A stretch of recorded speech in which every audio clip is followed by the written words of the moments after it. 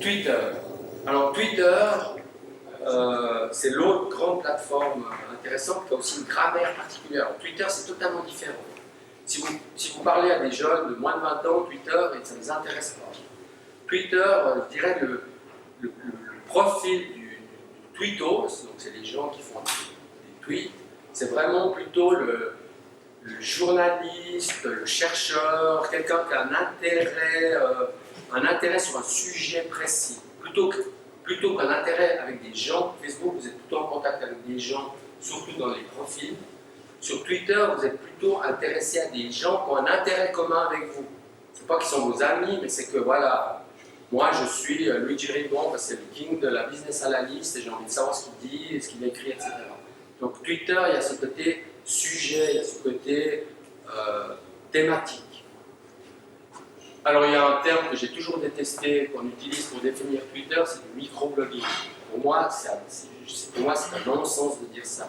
Pourquoi? Le blog, historiquement, a été inventé dans les années 2002. Le blog, c'est simplement un site web personnalisé. C'est M. Tartampion, un politicien de Genève, qui écrit son blog post. Il n'y a pas d'interaction dans un blog. Oui, j'aime, voilà, il y a un tout petit peu d'interaction. Twitter, c'est pas du tout ça.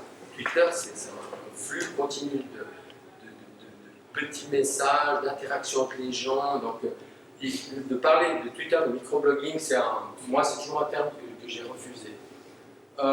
Twitter, la caractéristique de Twitter, c'est que vous envoyez on verra la plateforme après, mais vous avez tous vu un jour Twitter, vous avez droit à 140 signes, l'envoi à qui, même principe, vous suivez des gens et il y a des gens qui vous suivent.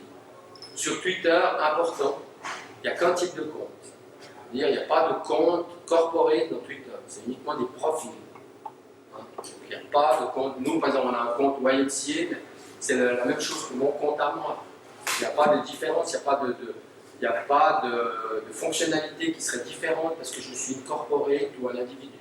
Le seul avantage que vous pouvez avoir quand vous êtes une corporate, chose que j'ai fait pour le YMCA, vous pouvez être vérifié par Twitter.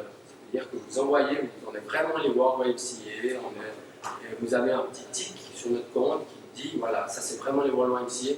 On a été avalisés, on a été acceptés par Twitter, on a été reconnus comme les rois du domaine.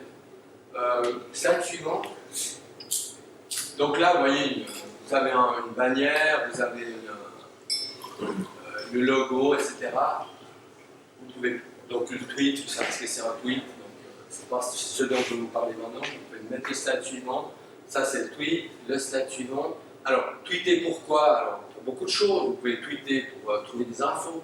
Donc, quand j'ai fait mon SABI en social media, moi je suivais pas beaucoup de monde, mais je suivais une cinquantaine de spécialistes dans les social media.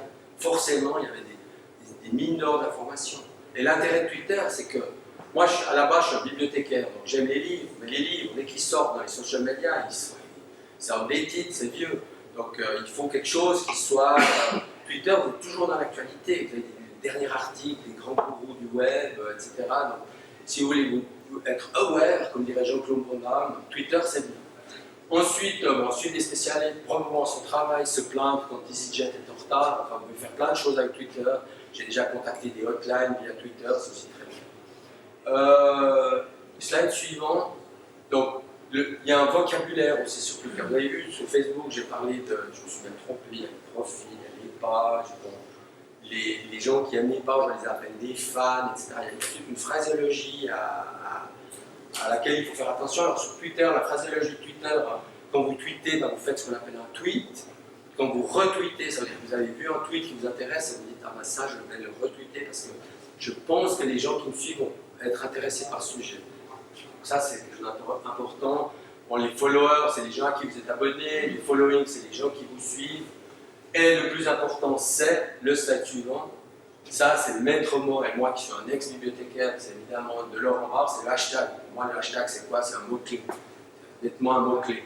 Donc, si vous êtes intéressé à une problématique sur Twitter, typiquement votre association, vous allez faire le hashtag, voir tout ce qu'il y a dans business analyst, et vous allez tout d'un coup découvrir qu'il y a plein de gens qui parlent de business analyst. Vous pouvez même rajouter un hashtag Genève pour voir s'il y a des gens qui sont plutôt sur Genève, enregistrement.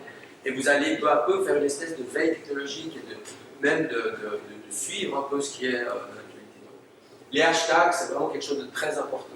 Par exemple, au YMCA, on fait souvent des campagnes qui durent, je sais pas, 2 semaines, 3 semaines, une campagne, on a toujours un hashtag. Quand on est en conférence, on a toujours un hashtag.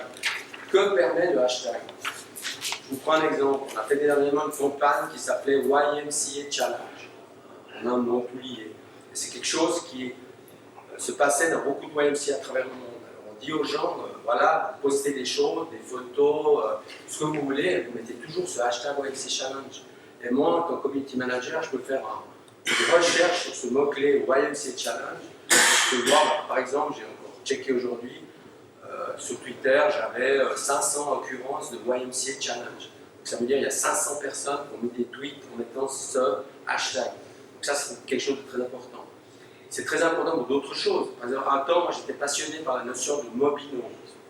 J'ai fait une recherche sur le terme mobinote. En fait, j'ai trouvé plein d'articles sur le... Pas beaucoup, mais des articles très classiques. Si vous employez ce terme, c'est que vous avez quelque chose à dire dessus. Donc, vous trouvez des problématiques qui sont très intéressantes. Question. Oui. Comment ils sont gérés du côté Facebook ces hashtags?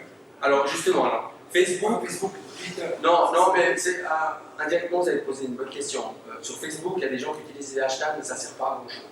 C'est plutôt sur Twitter. Facebook, vous voulez dire comment est-ce qu'ils sont gérés? Est-ce qu'on peut... Comment ils sont indexés? Non. Ils sont aussi sur Pinterest, ils sont aussi sur Instagram. Ils sont aussi Oui, tout à fait. Alors le tweet, en fait, ce qu'il y a, c'est que du moment que vous mettez un tweet, ça devient comme un lien. Donc quand vous cliquez sur un tweet, vous allez voir tous les autres tweets. Et en fait, vous avez, alors après, il y a des programmes, des troisième parties de programmes qui vous permettent de faire un historique sur les tweets, de voir comment ils ont été faits, utilisés. Mais là, ça devient des services payants. Il y a beaucoup, dans ces réseaux sociaux, il y a beaucoup aussi de services payants à un moment donné. Ce n'est pas des grosses sommes, etc. Mais c'est géré de cette manière-là. Donc vous pouvez retrouver des tweets. Alors franchement, je ne sais pas historiquement jusqu'à quand vous pouvez remonter, mais il y a des programmes qui vous permettraient de remonter assez loin. Et bon, alors Twitter, évidemment, c'est la mitraillette de l'information. C'est vrai que c'est un flux, ça tourne beaucoup, ça disparaît vite. Mais si vous avez un intérêt précis, moi c'est toujours cet exemple, si vous aimez les papillons, je suis sûr qu'il y a des passionnés de papillons sur Twitter. Vous allez trouver plein de gens passionnés de papillons, vous allez avoir des photos de papillons, vous allez avoir des articles, etc. C'est un peu ironique ce que je dis, mais c'est vrai, il y a toujours des gens qui ont un intérêt sur plein de sujets.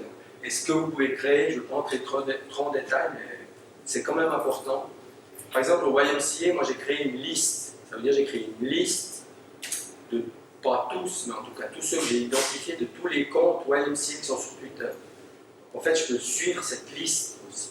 Et des gens peuvent s'abonner à ma liste. Donc, vous pouvez travailler pour les autres. C'est beaucoup un travail d'aide. Vous pouvez même être égoïste et créer une liste et il n'y a que vous qui l'avez. Ça, c'est possible aussi. Donc, il faut savoir que pour moi, Twitter, c'est le monde du partage d'informations. C'est un monde excellent. Puis moi, l'information, c'est ma passion, la gestion de l'information, trouver l'information.